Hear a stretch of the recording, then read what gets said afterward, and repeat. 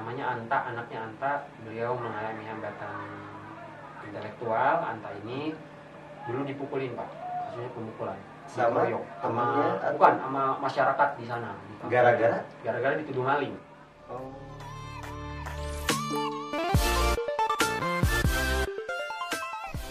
Oke, baik. Assalamualaikum warahmatullahi wabarakatuh. Selamat siang, pagi, atau malam, kapanpun nontonnya ya. Jadi seperti biasa di podcast channel Smart Pandeglang, kita selalu mencoba menghadirkan bintang tamu yang spesial, alumni-alumni yang berprestasi di karirnya masing-masing. Dan kali ini saya mendatangkan Kang Dawoh lah ya ini. Boleh Kang, kenalan dulu biar pada kenal. Assalamualaikum warahmatullahi wabarakatuh Pak. Waalaikumsalam. Gimana, sehat Pak kabar? Sehat, alhamdulillah. Aduh, Lama. kangen ya. Kangen, lama nggak ketemu ya. Hampir berapa tahun kira-kira, Ridwan? 2015 Pak. 2015, sekarang ke 2021 ya. berarti 4 tahun lah, 6 tahun, ya. 6 tahun. Waduh. Mungkin buat adik-adik yang sekarang jauh sekali ya buat kenal saya gitu. Siapa meren ini ya?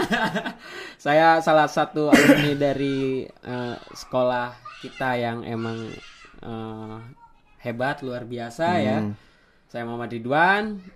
Saya angkatan Fahmi bilang kemarin, karena Fahmi temen ya, Fahmi bilang kita angkatan 32 ya. 32 Kita angkatan 32, lulus di tahun 2015.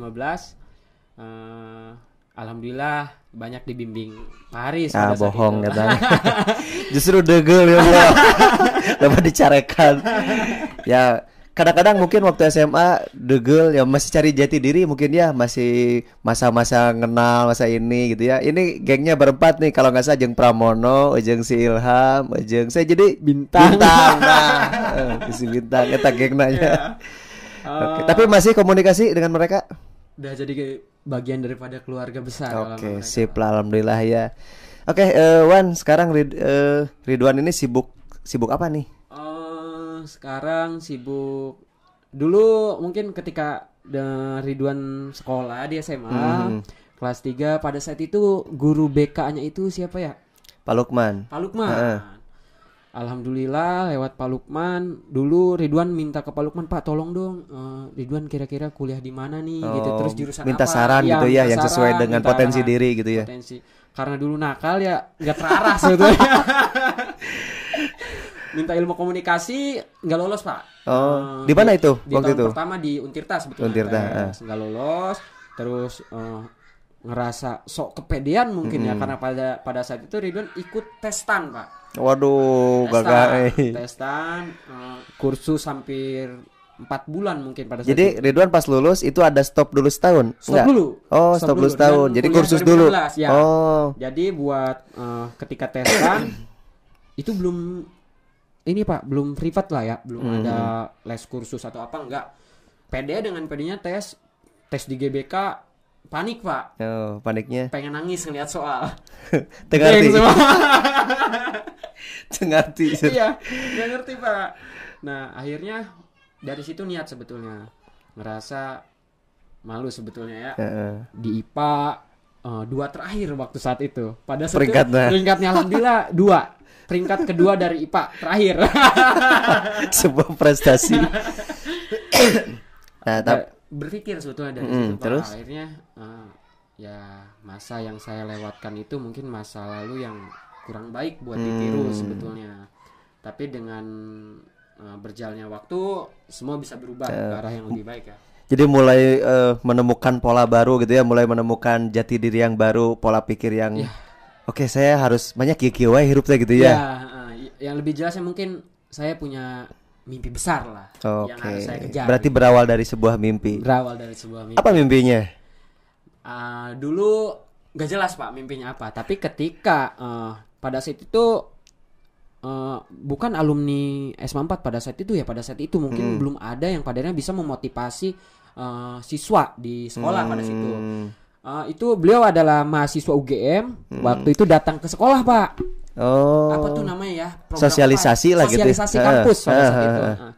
Beliau namanya Angga menitipkan mimpi berawal dari sebuah harapan. Dari situ Ridwan berangkat. Jadi itu inspirasi perubahan Ridwan gitu ya. Inspirasi perubahan Ridwan makanya. Tapi masih komunikasi sama itu? Masih. Kebetulan orang Ciputri, tetangga. Atau iya sih. Nah, terus Ridwan setelah ikut tes, gagal tuh. Gagal. Gimana lagi? Niat di situ nggak kerja, langsung berangkat ke Depok ke rumah Om.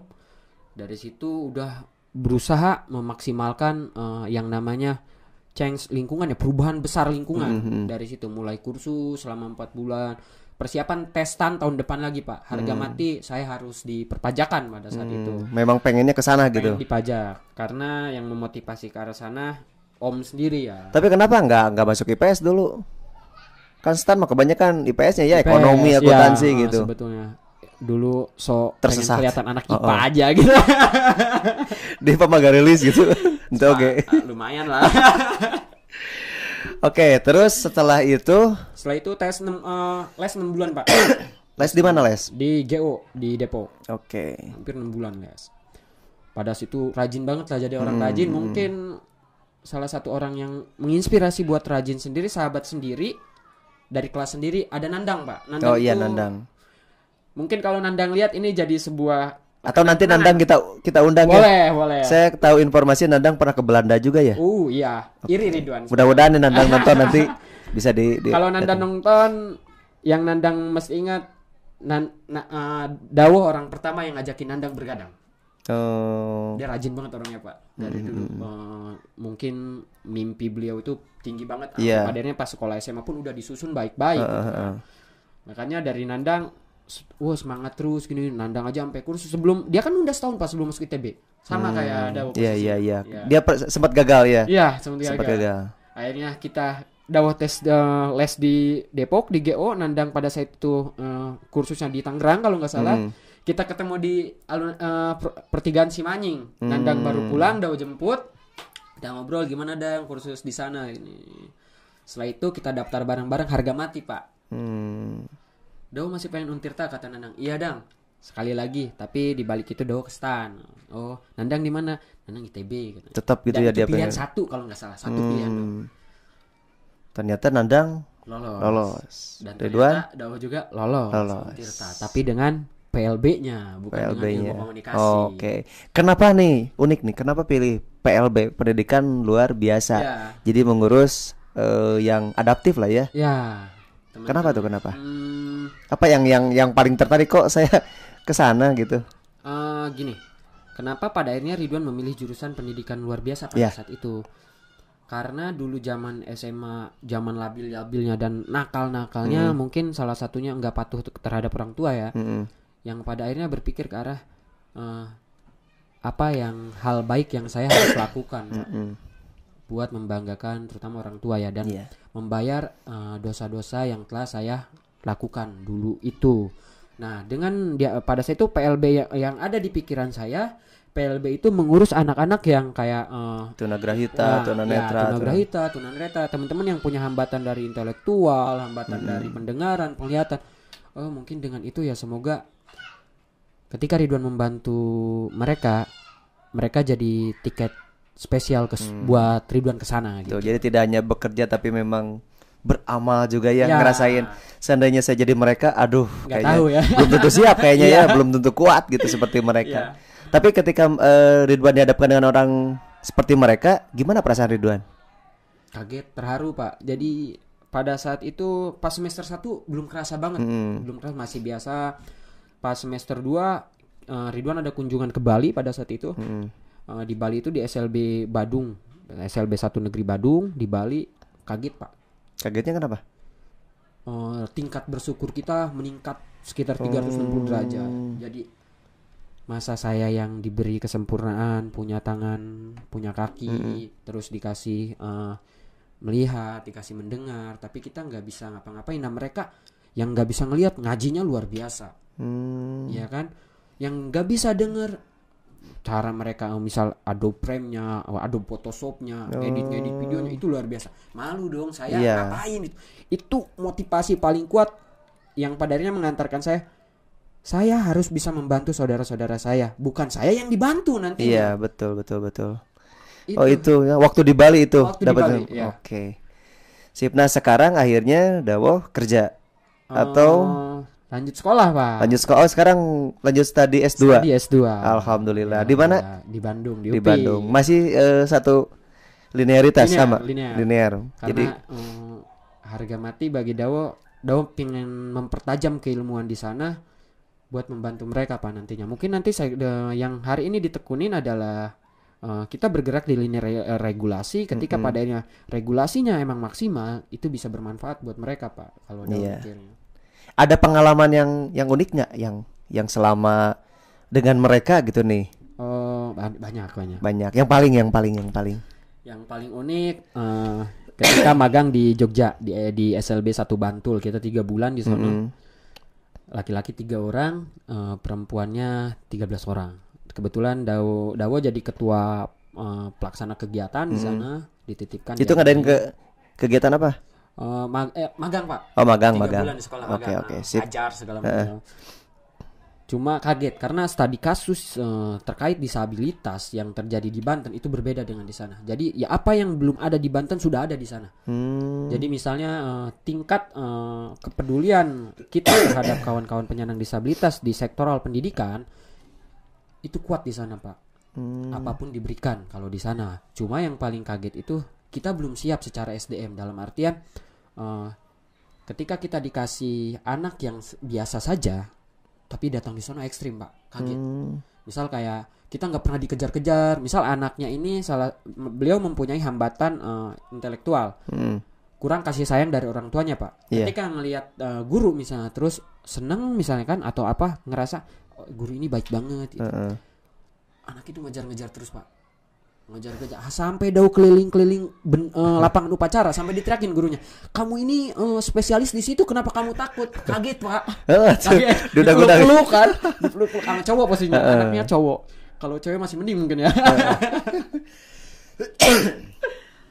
Ya kaget lah pasti, dia udah ini kemana ngapain gitu ya.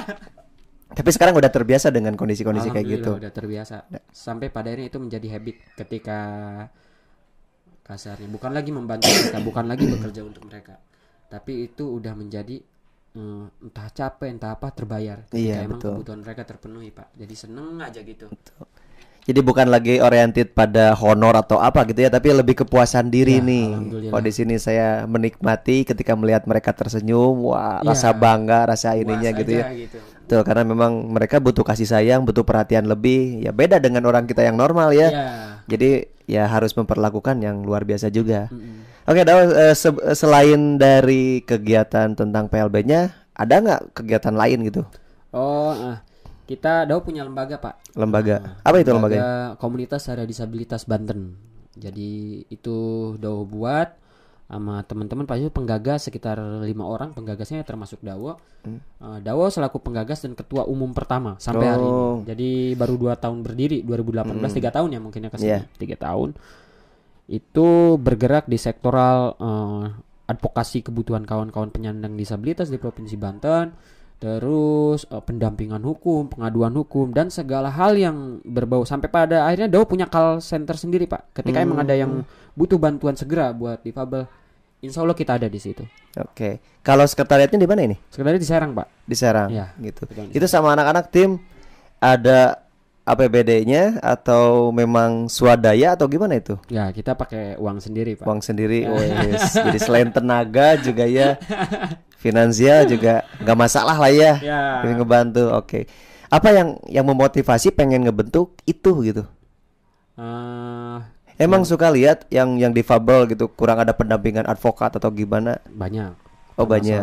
Apalagi ada juga yang ya difabel ya keterbatasan ekonomi gitu ya, dan yang lainnya. Itu berangkat. Mungkin itu satu indikatornya, beberapa indikator dan banyaknya indikator yang mengantarkan Dawo membuat lembaga itu. Salah satunya mungkin tadi. Terus kedua ngelihat kondisi yang terjadi di Provinsi Banten buat penanganan disabilitas itu kurang baik kalau menurut Dawo. Yang pada akhirnya Dawo diantarkan dari keresahan kebutuhan kawan-kawan penyandang disabilitas, ngebuatlah itu. Buatlah Koreda ini. Tapi ini sejalan dengan program Kemensos atau gimana ini? Ya kalau dibilang sejalan mungkin belum. Cuma karena berangkatnya dari awal saya pengen punya dinsos berbasis swasta, bukan berbasis pemerintah gitu. Bukan berbasis pemerintah. Jadi kasarnya saya mungkin semoga banyak anak muda yang berpikir jangan sampai mungkin terus-terusan Ngandelin kita gitu. ngandelin bantuan dari orang lain atau apapun itu. Tapi berusaha maksimal dalam artian fokus dengan apa yang kita miliki hari ini, apa yang kita pikirkan hari ini, dan persiapkan dan rencanakan mimpi besar kalian secara pribadi, bukan lewat bantuan atau apapun itu. Nah, karena kadang-kadang juga suka terikat ya dengan sistemnya gitu ya, yang suka nggak. Oke, jadi kalau independen gitu lebih free ya, lebih Pak. enak ke kitanya ya. Nah, pernah nggak ada sebuah masalah yang ditangani nih sama Dawo dan teman-teman, itu seperti apa nih ceritanya? Kita ceritain Pak ya. Oke. Satu masalah aja. Satu aja ya, oke. Dulu ada mungkin bakal di-share juga nih ke keluarganya. Dawo bakal share. Ada keluarga dari Pak Romi, namanya Anta, anaknya Anta. Beliau mengalami hambatan intelektual. Anta ini dulu dipukulin Pak, kasusnya pemukulan. Sama dikeroyok temennya atau? Bukan, sama masyarakat di sana. Gara-gara dituduh maling. Oh, padahal belum terbukti. Belum. Dan enggak maling Pak. Oke, terus Dipukulin sama 30 orang. Alah, Sampai parah Pak. sampai harus dirawat juga. Sampai harus dirawat. Enggak ada perawatan, akhirnya cuma check up aja.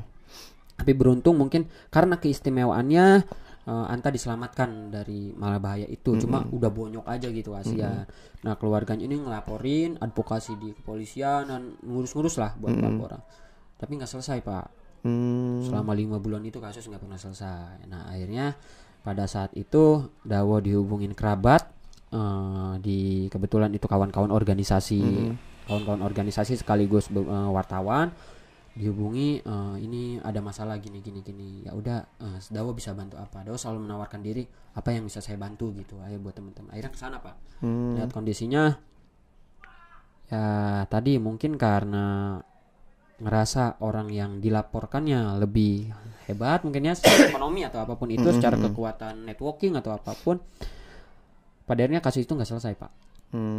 Nggak selesai. Akhirnya kita berangkat ke Polres belum ada tanggapan karena masih diurusi sama Polsek. Akhirnya kita aksi Pak di Polda. Nanti mungkin bisa ditampilkan foto Dawo lagi demo. Boleh lah, bisa ambil ya. Jadi tidak hanya ngomong kan ya, memang benar dengan buktinya, ada ininya, ada aksi yang geraknya. Kan, banyak lah beritanya di situ, entah media TV nasional. Tapi ketika Dawo aksi itu ada respon langsung. Respon Pak. Berapa orang Dawo dulu aksi? Sekitar 80 orang. Oke. Di depan Polda. Kita udah Polda Banten. Di depan Polda Banten kita aksi pada saat itu. Tentang kasus itu. Oke. Dan alhamdulillah Pak Kapoldanya lewat. Langsung. Nanggepin. Oke. Tanggapannya gimana tuh? Panggil ke dalam 4-3 orang. Termasuk salah satu Dawo. Ngobrol di dalam kita baik-baik ini. Nggak mungkin katanya. Ini udah biar di bawah diurusin gini. Ya, nggak tahu apa yang terjadi mungkin ya di belakang. Kasus itu nggak selesai. Mana bukti kuatnya gini? Ya udah. Dawo pada saat itu dikawal juga sama ombudsman Pak. Dikawal sama ombudsman juga, dikawal sama beberapa networking yang udah Dawo bangun karena Dawo mikir kekuatan besar harus dilawan dengan kekuatan besar. Betul. Kita harus juga punya backing juga ya biar kuat. Akhirnya kita punya backing. Ya, alhamdulillah kasus nggak sampai setahun mungkin, cuma beberapa bulan. 28 orang menghadap Pak ke Polres Pandeglang buat menyerahkan diri. Alhamdulillah. Akhirnya itu kan untuk mengembalikan nama baik agak susah tuh. Ya. Dia psikologinya kena gitu ya, abis dipukulin ya, difitnah segala macam. Itu gimana tuh? Luar biasa. Trauma healingnya gitu. Anaknya nggak banyak bicara Pak. Anaknya santai aja. Cuma tadi mungkinnya trauma healing keluarga mungkin ya. Keluarga. Tapi alhamdulillah dari keluarga besarnya Pak Romi dan keluarga besarnya itu legowo Pak. Jadi nggak semua orang bisa kayak Pak Romi sebetulnya dalam kalau kita pasti kebawa emosi lah ya gitu. Udah ajar aja. Kalau nggak penjarain aja gitu. Nah gitu. Tapi beliau memaafkan Pak. Ketika datang ke sono, beliau dengan besar hati pada saat itu memaafkan. Sampai nggak kepikiran sama Dawo sebetulnya. Kalau posisi saya nggak tahu bisa nggak memaafkan orangnya. mukulin anak sendiri. Waktu anak sendiri darah daging sendiri ya lihat sampai bonyok gitu barijeng belum tentu dia pemalingnya. Iya. Apalagi tahu gitu bahwa anak ini punya kekurangannya yang Iya. harusnya dimaklum, harusnya Maklum lah. ya masih anak-anak gitu. Dan itu salah satu contoh pendampingan hukum dan pengaduan hukum sebetulnya. Jadi buat teman-teman di luar, buat adik-adik di sekolah juga, jauhi mendiskriminasi teman-teman disabilitas. Betul. Karena mereka dilindungi Undang-Undang Nomor 8 Tahun 2016 terkait pemenuhan hak dan perlindungan bagi penyandang disabilitas. Itu yang harus dipegang baik-baik. Betul. Nah, kalau untuk Banten, apakah Banten sudah memiliki perdanya? Belum. Nah, Banten kita lagi usulkan, kemarin Ridwan udah masuk di DPRD, di Biro Hukum untuk draft perancangan peraturan daerah untuk pemenuhan hak dan perlindungan buat teman-teman disabilitas. Itu sudah dikawal alhamdulillah sama Komisi 1 dan Komisi 5. Untuk Kota Serang itu udah selesai. Kota Serang udah punya perda nomor 13 tahun 2019 terkait penyandang disabilitas. Jadi expert nih karena memang kedekatan juga ya. Sering dengan Pak Wakil. Beberapa pemangku kebijakan alhamdulillah punya hubungan baik. Saya lihat Ridwan ini beberapa kali nih ada wawancara eksklusif, ada apa gitu ya kayak pernah kemana aja tuh? Apa nih media? Apa gitu? Di medianya. Jadi pergerakan Ridwan kan kalau hanya tanpa di up ke media agak susah juga ya. Kalau sekarang kita harus naik. Mungkin media online mungkin ya. Banyaknya media online yang kawal kegiatan Ridwan, advokasi kebutuhan teman-teman disabilitas, terus media cetak Pak, kayak Banten Raya, Banten Post, terus Radar Banten dan yang lain-lain media cetak lainnya lah. Terus kalau untuk TV ada SCTV, Dulu pernah langsung. ada TVRI alhamdulillah Bang Kripto udah deket banget terus mengawal. Kalau untuk TVRI kita kenal di 2019 Pak. Itu waktu pilkada serentak pemilihan kepala daerah. Iya. 2020 ya? 2020 iya. 2019 Pilpres ya. 2019 masih media cetak lah. Media cetak kita sebar di media cetak, terus media-media sosial lain-lain lah. Kalau untuk di 2020 pemilihan kepala daerah itu di-up di TV Pak, di TV TVRI Nasional. Kita mengawal 4 daerah pada saat itu yang lagi pilkada buat kebutuhan teman-teman disabilitas. Jadi Hak pilihnya gitu ya. hak pilihnya kita jaga baik-baik karena mereka perlu pendampingan. Betul. Iya, karena mereka dilindungi undang-undang juga di Kabupaten Pandeglang kebetulan, Kabupaten Serang, Kota Cilegon dan Tangerang Selatan pada saat itu. Oke, sip. Asik ya ngobrol dengan Dawo ini. Gak kerasa. Mungkin karena waktu kita juga terbatas kan. Jadi mungkin ada kata-kata inspirasi atau motivasi nih bagi para penonton apa nih yang terutama yang bisa ngerubah pola pikir Ridwan yang jadi dulu ke sekarang gitu ya. Apa nih?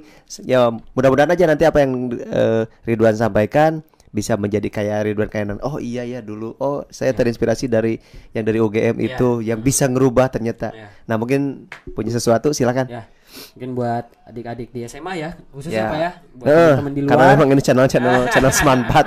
Tapi banyak juga yang nonton, ada guru-guru, ada yang lainnya gitu ya. Buat teman-teman di luar juga, kita kutip juga dari Bang Angga, mimpi itu berawal dari sebuah harapan. Taruhlah harapan-harapan besar yang pada akhirnya mengantarkan kamu ke mimpi besar kamu. Jadi jangan pernah takut buat mencoba, lakukan yang terbaik, fokus, jadilah putra daerah yang bisa membanggakan daerahnya sendiri dan Indonesia. Oke, tepuk tangan buat Ridwan. Oke, terima kasih Wan sudah mau hadir di podcast Cuman Sopan Regang. Mudah-mudahan sukses selalu. Amin. Ya, sehat. Salam buat keluarga. Siapa? Ada rencana apa nih ke depannya? Kita yang belum tercapai. Ridwan bakal grand launching. Kebetulan Ridwan CEO dan foundernya langsung. Ridwan bakal launching Journey Disabilitas untuk lintas nasional nanti kebutuhan dan marketplace buat penyandang disabilitas. Tunggu di Desember. Oke. Boleh terakhir lah. Siapa tuh ada yang penasaran atau pengen komunikasi langsung. Punya Instagram, punya apa? Ya, nah, Instagram. Sambil iklan lah. Instagram Ridwan Dawo 31. Untuk teman-teman yang punya tetangga atau beberapa kebutuhan buat teman-teman disabilitas secara mendadak, bisa call center Ridwan di Instagram tadi DM aja atau hubungi @Koreda Banten. silakan hubungi di situ. Insya Allah kita hadir di sana. Oke, terima kasih Wan. Sekali lagi saya ucapkannya sip dulu dong. Siapa? Saya selalu Wan. Oke, baik, itu saja mungkin podcast kali ini. Mudah-mudahan bisa bermanfaat, ada cerita baru, ada inspirasi baru buat semuanya. Dan jangan lupa like, comment, share, and subscribe. Penting itu ya. Oke, sampai ketemu dengan bintang tamu yang lainnya. Jangan lupa komentar kalau misalkan nanti ada yang ingin didatangkan siapa lagi, atau ada yang mengajukan diri pengen jadi bintang tamu juga boleh. Jadi itu saja, terima kasih atas waktunya. Sampai ketemu lagi, bye-bye.